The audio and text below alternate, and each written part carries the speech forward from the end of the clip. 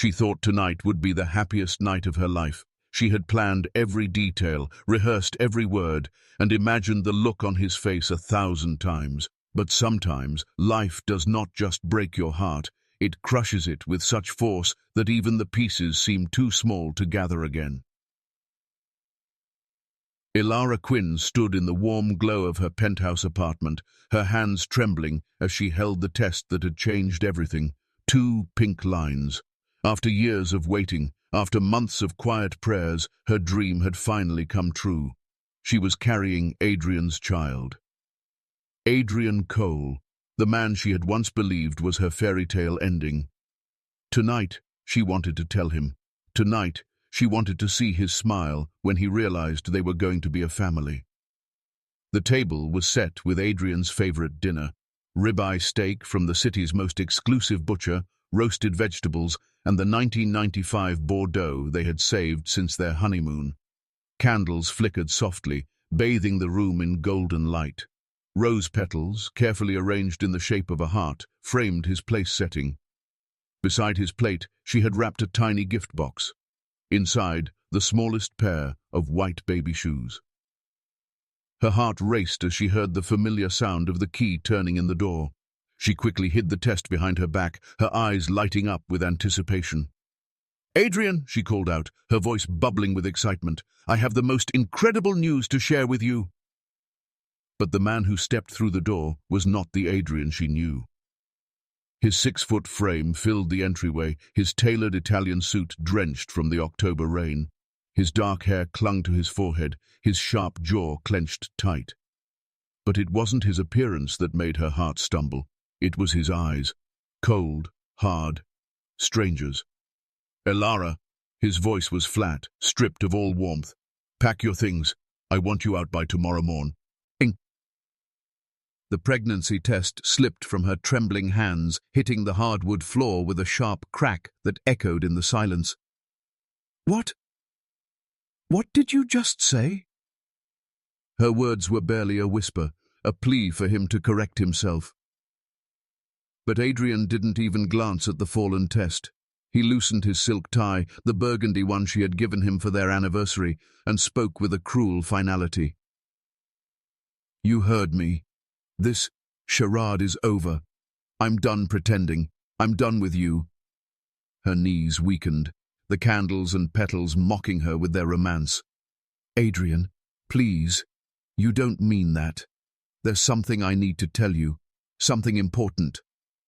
"Nothing you say matters anymore." His voice cut her like a blade as he brushed past her, his shoulder striking hers deliberately. He disappeared into their bedroom, throwing open drawers, pulling clothes with sharp movements, tossing them into expensive leather luggage. His contempt filled every corner of the room. "I've found someone else," he said coldly, not even looking at her. "Someone who actually deserves to be with a man like me. Someone who isn't beneath me."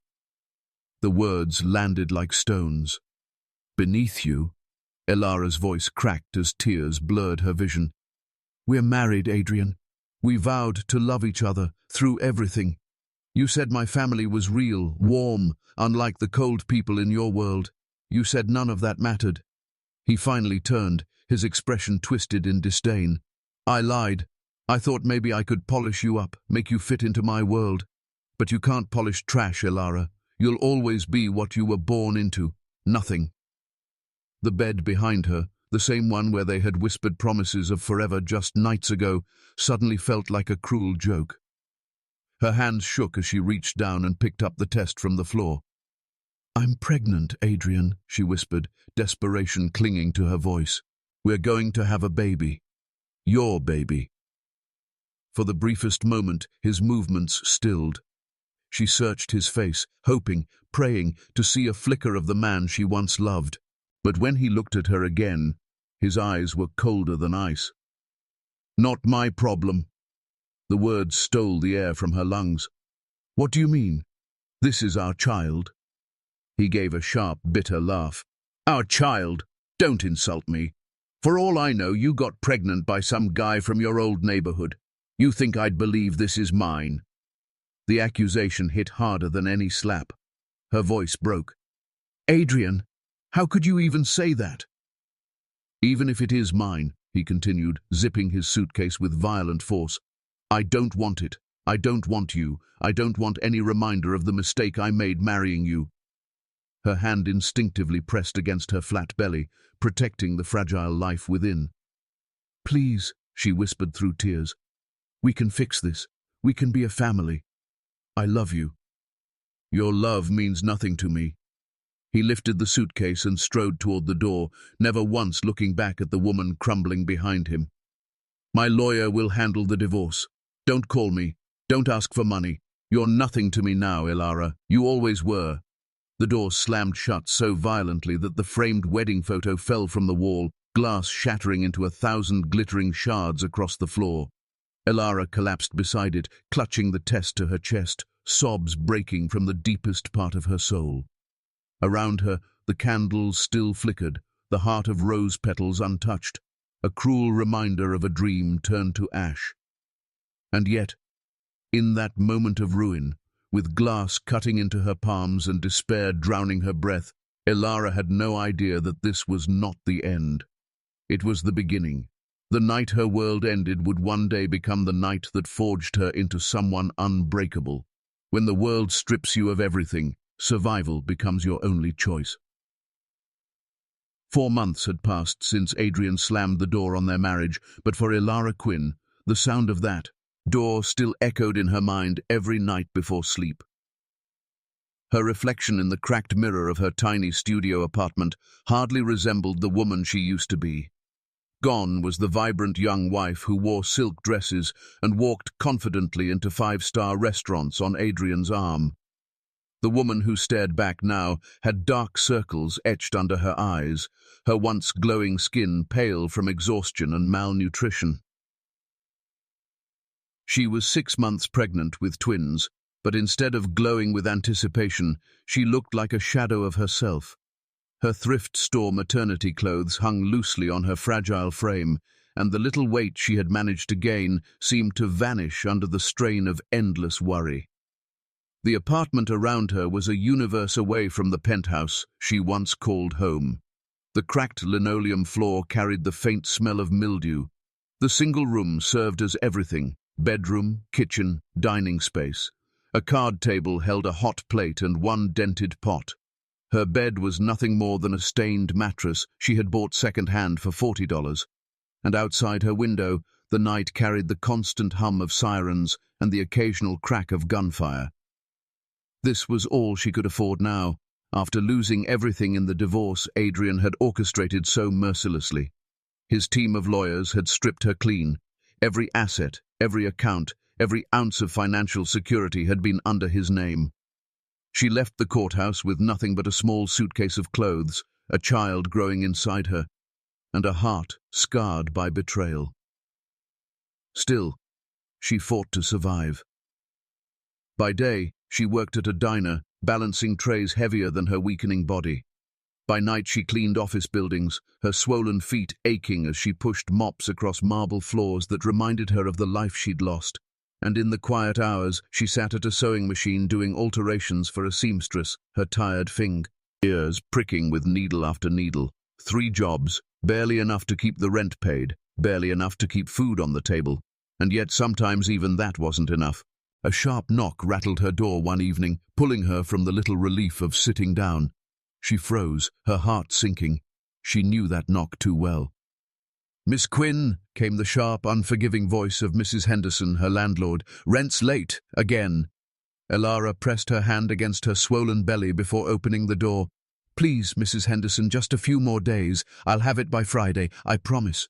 The older woman's eyes narrowed, sweeping over Elara's pregnant form with disdain.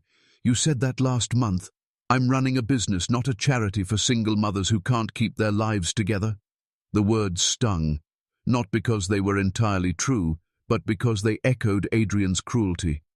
"I'm not single by choice," Elara whispered, her voice shaking. "He left. He abandoned us." "Doesn't matter." The woman's tone was cutting. "Friday, or you're out." When the door shut, Elara leaned against it, fighting tears.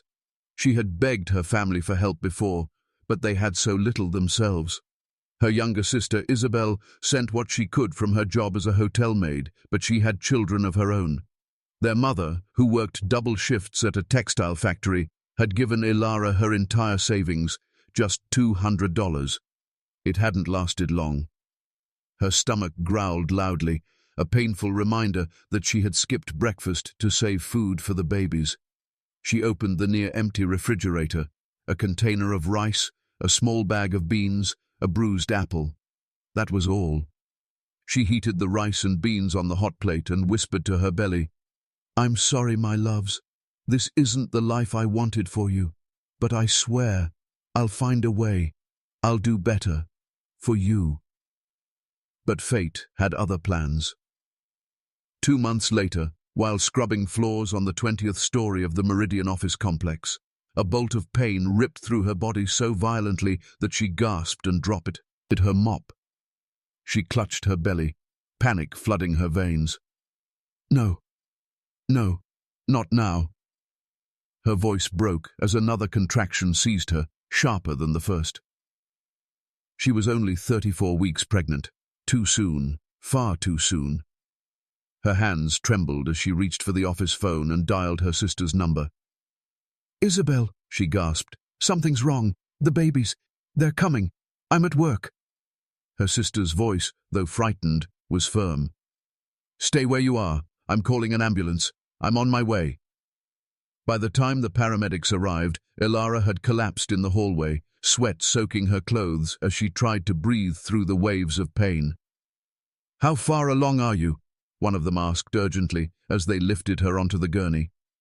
34 weeks, she managed through clenched teeth. Then, with a strangled breath, she whispered, "I think there might be 2. Sirens wailed as the ambulance sped through the night. Elara clung to consciousness, terror clawing at her chest. She wasn't ready. She hadn't prepared. She had no crib, no nursery, no money. All she had was love, and right now she prayed that would be enough. At the hospital, chaos surrounded her. Doctors rushed, nurses barked orders, monitors beeped. Isabel's pale, frightened face appeared beside the bed, her hand gripping Elara's tightly. "You're going to be okay," Isabel whispered fiercely. "The babies will be okay. You're not alone. I'm right here." Hours blurred into pain, fear, and desperate prayers. Then, at 3:47 a.m., a piercing cry filled the delivery room. The first twin entered the world, red, tiny, but full of life. Noah Quinn. 2 minutes later, his brother followed, smaller, quieter, but with eyes that locked onto Elara as if already seeing her soul. Caleb Quinn. Tears spilled down her cheeks as she held both of them, one in each arm. Their bodies were fragile, their breath shallow, but they were hers. And in that instant, something shifted inside her. Her despair, her exhaustion, her pain, none of it mattered anymore, because she had a reason now. 2 reasons. "I'm sorry I can't give you everything yet," she whispered through her tears, "but I promise I will never give up on you. I will fight every day for you, and one day, I'll give you the life you deserve."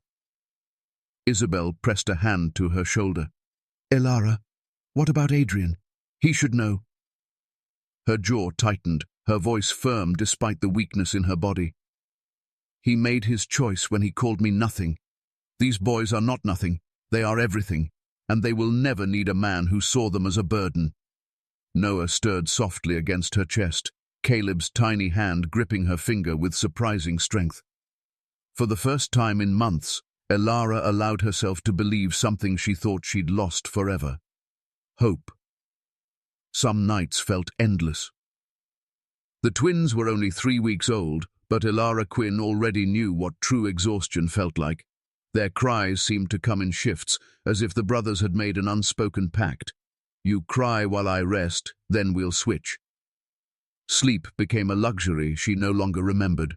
Her body ached from childbirth, her stitches still sore, but there was no time for recovery. Bills didn't wait, rent didn't wait, and the world didn't care that she had 2 fragile newborns depending on her. The apartment was filled with the sound of wailing, Noah's sharp cries piercing through the night, Caleb's softer whimpers following close behind. Elara sat on the worn mattress at 2 in the morning, a baby in each arm, her own tears streaming as she rocked them desperately. "I can't do this," she whispered into the darkness. "I'm not strong enough." Her chest heaved with sobs as doubt consumed her. She was too young, too poor, too alone. What kind of future could she possibly give them? And then, something happened. Noah, the louder of the two, suddenly stopped crying. His wide, dark eyes locked onto hers, impossibly steady for a newborn. It was as if he were saying, "Don't give up on us, Mama. We're counting on you." Moments later, Caleb quieted too, gazing at her with the same quiet strength. His tiny hand clutched her finger, a grip far stronger than his small body should have allowed.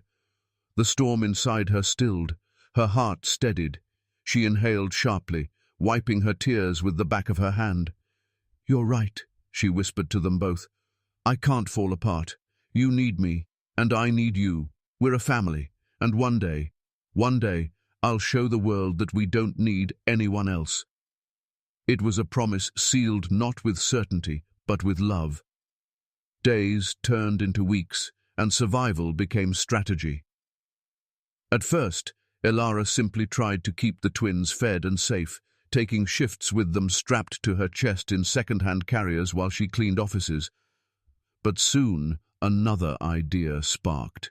It began with food. One evening, while rushing between jobs, she brought leftover tamales she had cooked from her grandmother's recipe. Her supervisor, Mrs. Rodriguez, tasted them during a late shift. "Elara," she said, her eyes widening, "these are better than my mother's. How much for a tray?" Elara blinked. "You'd pay me for food I cook?" Mrs. Rodriguez nodded eagerly. "For my daughter's birthday this weekend, 30 guests. I'll pay $150 if you can make enough." $150. It was more than she made in a week scrubbing floors. Her hands shook as she agreed. She stayed up 3 nights in a row, cooking while rocking the twins in their crib. By the weekend, her kitchen table was covered with trays of food. The party was a success, and the calls started coming. Word spread. A quinceañera, a family reunion, a church fundraiser. Each time the orders grew. Each time Elara learned more about managing quantities, balancing flavors, and presenting her food with pride. What started as desperation slowly became possibility. By the time the twins turned 5, life looked different. The apartment was gone, replaced with a small 2-bedroom rental in a safe neighborhood. For the first time in years, she didn't fear the sound of sirens outside her window. Her boys had a yard to play in, their laughter echoing against the fence as they chased each other in the afternoon sun. In the early mornings, Elara could be found in her kitchen, her apron dusted with flour, preparing tamales, cakes, and casseroles for clients who now booked her weeks in advance. What had started as survival had grown into something real. A business. Her business. "Mama, it smells like heaven in here," Noah said one morning, climbing onto a stool to help fold napkins, his dark hair stuck out at odd angles, his grin wide. Caleb padded into the kitchen a few moments later, quieter, more thoughtful. "Mama," he asked with childlike sincerity, "are we rich now?" Elara laughed softly, brushing flour from her hands. "Not rich, sweetheart, but we have enough. And most importantly, we have each other." Noah's eyes lit up. "So you're the boss, right? Like a real boss?" Her chest swelled with pride. "Yes," she said. "I'm the boss of my own company now." The truth was, Elara was building more than just income. She was building dignity, identity, a new life for herself and her sons. That night, after the boys had fallen asleep, Elara stood by their small shared bed. Noah was sprawled out confidently, while Caleb curled quietly beneath his blanket, clutching a worn stuffed elephant. She leaned against the doorway, whispering into the silence, "You deserve the best of everything. And one day, You'll have it. I'll make sure of it." As she watched them breathe in unison, her chest tightened with a strange, burning sensation. It wasn't despair this time. It was fire, the very first spark of the unstoppable woman she was about to become. They once called her Nothing. Now people lined up for her name on their guest list. 5 years had passed since the night she held her newborn twins in that sterile hospital room, whispering promises through tears, promises she had no idea how she would keep. But Elara Quinn kept them. At 28, she stood in the kitchen of her modest 2-bedroom rental house, trays of tamales, cakes and casseroles spread across every counter. The scent of cinnamon and roasted peppers filled the air, mixing with the sound of her boys playing in the yard. This wasn't survival anymore. It was a business, a thriving one. It had started small, one tray, one client. Then, like ripples on water, her name spread through the community. A birthday here, a church gathering there. Soon she was fielding calls for weddings, anniversaries, corporate lunches. She called it Quinn's Kitchen. At first she operated alone, juggling twins on her hip while stirring giant pots of pozole. But within a year she had 2 part-time helpers. She secured her first business license, built supplier relationships, and even learned bookkeeping from a library loaner. And as the business grew, so did her sons. One morning, as the kitchen bustled with steam and the scent of freshly baked tres leches cake, Noah, now 5 years old, wandered in, his hair wild from sleep. "Mama, it smells like heaven in here," he said, climbing onto a stool. Elara smiled, handing him a stack of napkins to fold. "Careful, my little helper." Caleb appeared quietly behind him, rubbing his eyes. His gaze landed on the trays of food, then back at her. "Mama, are we rich now?" he asked softly. The question made her laugh, but it also pierced her. She knelt beside him, brushing his cheek with flour-dusted fingers. "Not rich, sweetheart, but we're safe. We have enough. And we have each other. That's more than enough." Noah's eyes lit up. "So you're the boss, right? Like a real boss?" Elara chuckled. "Yes, darling, I'm the boss." And for the first time in years, saying it felt real. That summer, her work brought her face to face with the kind of world she had once been discarded from. Mrs. Rosa Castillo, an elegant woman from Riverside Hills, the neighborhood where Elara once lived with Adrian, requested her services. The Castillo family was planning a wedding for 200 guests. As Elara parked her used Honda in the circular driveway of their mansion, her chest tightened. Crystal chandeliers gleamed through tall windows. Perfectly manicured gardens stretched across the property. She remembered the humiliation of being called beneath by the man she once loved. But this time, she didn't walk in as someone's wife. She walked in as a businesswoman. "Miss Quinn," Rosa greeted warmly, extending a hand. "I've heard remarkable things about your work." Elara presented her portfolio with quiet confidence. Photos of vibrant spreads, testimonials from satisfied clients, glowing references. She spoke clearly, professionally, without a trace of intimidation. When Rosa smiled and signed the contract, Elara's heart raced. The deposit alone would allow her to finally put money toward a dream she'd held silently for years. A real house, a place her boys could call home. That evening she tucked Noah and Caleb into bed, their small bodies curled beneath mismatched blankets. Standing in the doorway, she whispered, "You're going to have everything I never did. The best schools, the best life. Just wait and see."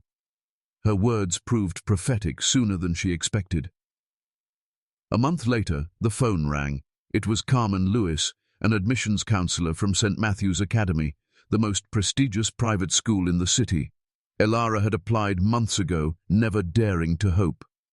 "Miss Quinn," Carmen's voice was warm, "we've reviewed your application for Noah and Caleb.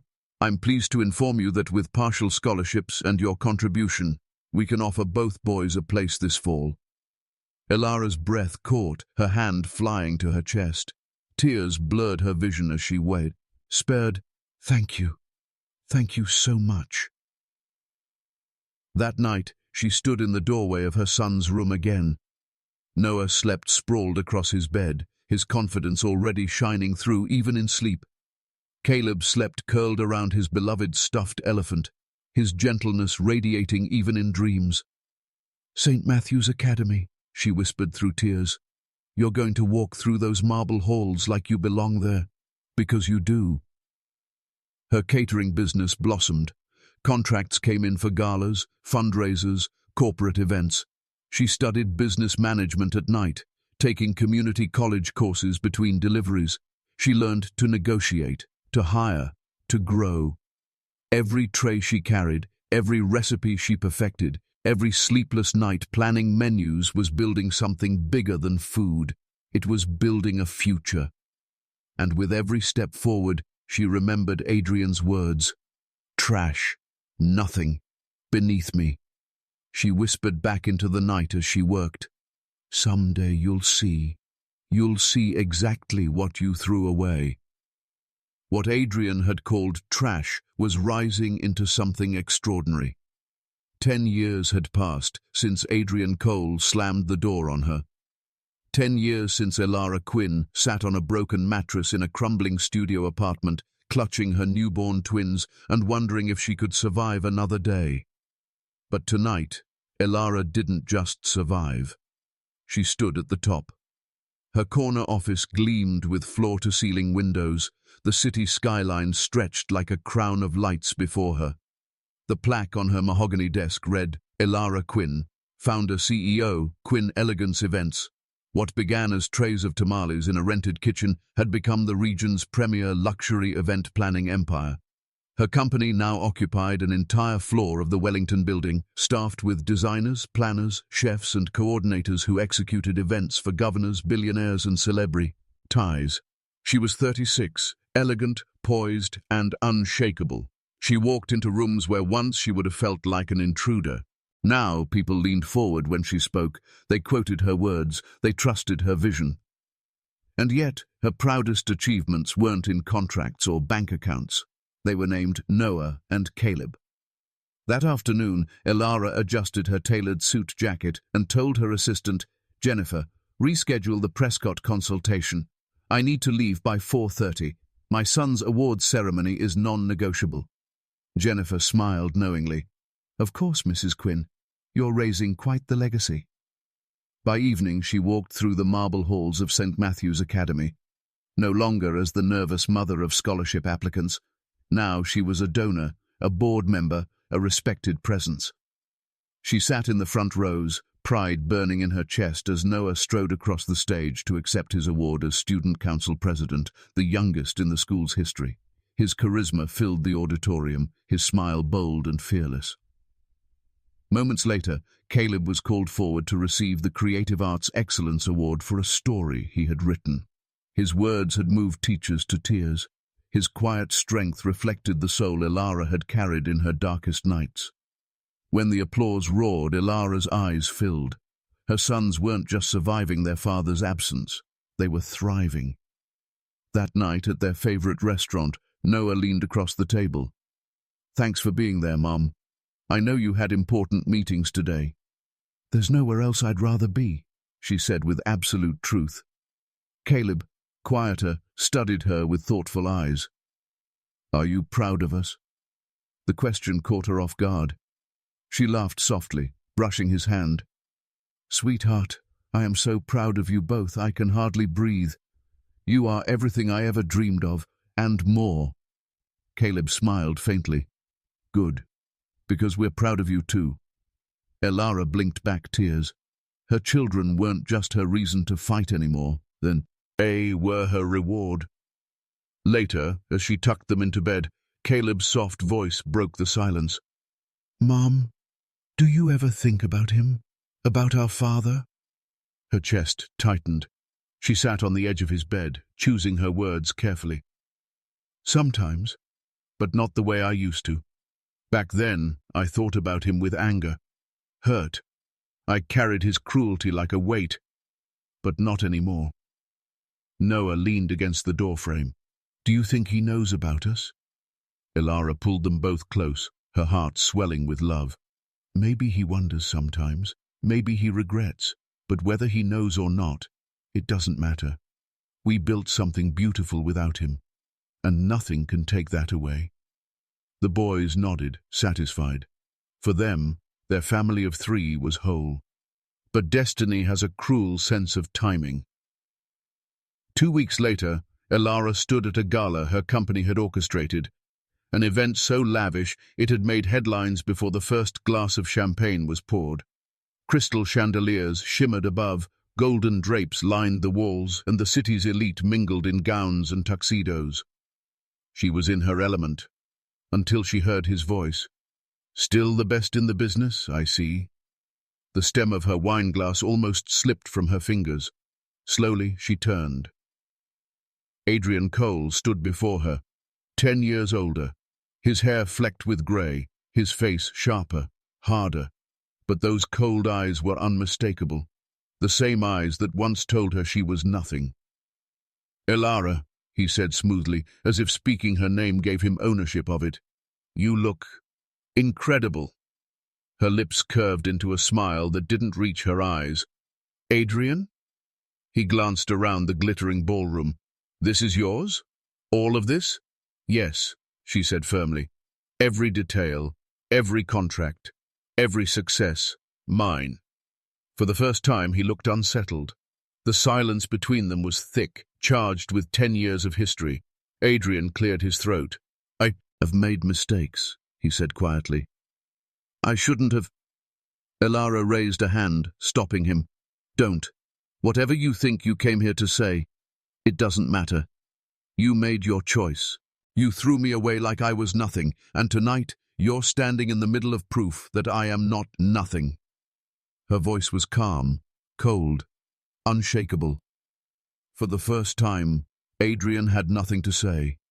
Elara didn't need an apology. She didn't need revenge. She already had everything he once promised, but never gave her. And as she turned away, the glittering chandeliers casting gold in her hair, Adrian Cole finally understood.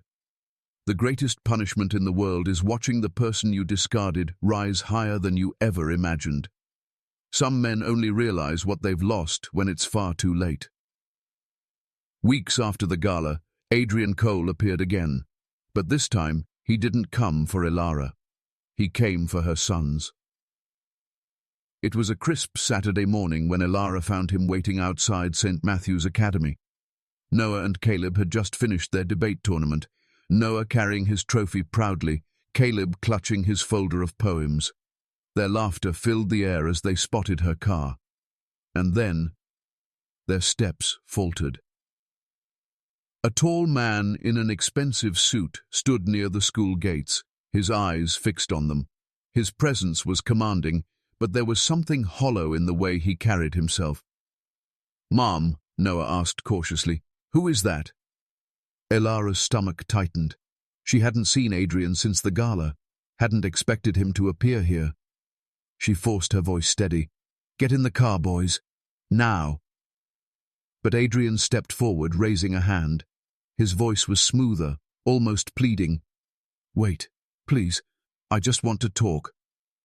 The boys glanced at each other, confused.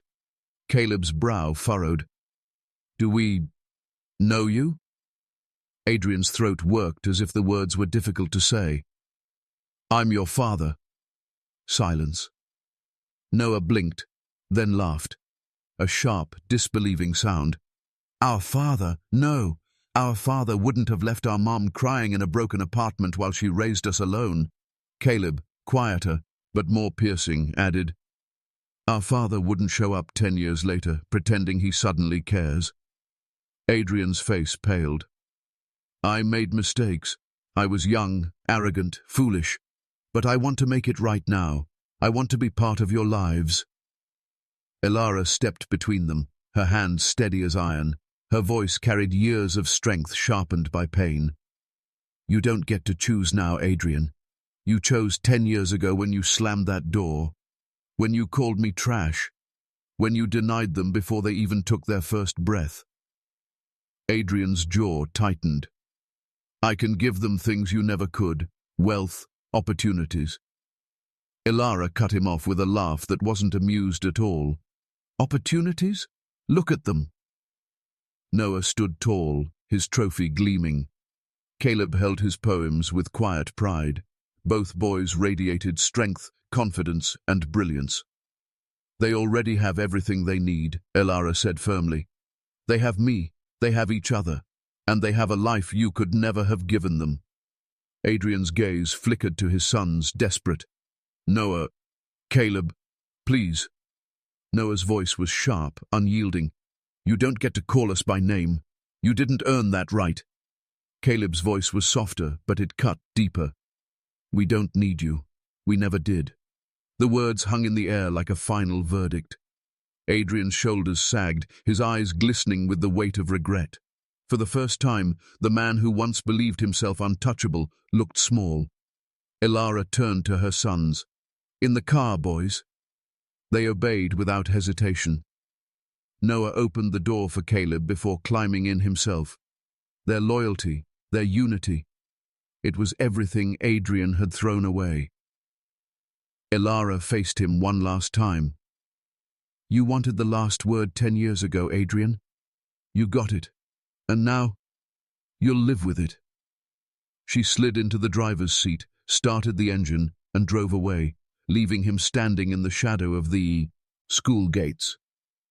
As the car rolled down the tree-lined street, Noah leaned back with a smirk. Well, that was awkward. Caleb, ever the thoughtful one, murmured. He looked sad. Elara kept her eyes on the road, her hands steady on the wheel. Regret is heavy, my loves, but it's not our burden to carry. We built our life without him. We'll keep building it together. Noah glanced at his brother, then at her. We're enough, aren't we? Her voice softened, thick with emotion. More than enough. You are my everything. Caleb smiled faintly. And you're ours. The car filled with warmth, laughter, and the quiet hum of belonging, the sound of a family whole in its own right. Behind them, Adrian Cole faded into the distance. Ahead of them, the future stretched wide, bright, and unstoppable.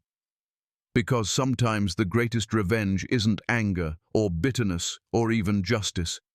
Sometimes the greatest revenge is living a life so full, so radiant, that the person who once tried to destroy you has no place in it. And that was Elara Quinn's triumph. Her reckoning, her legacy, the end.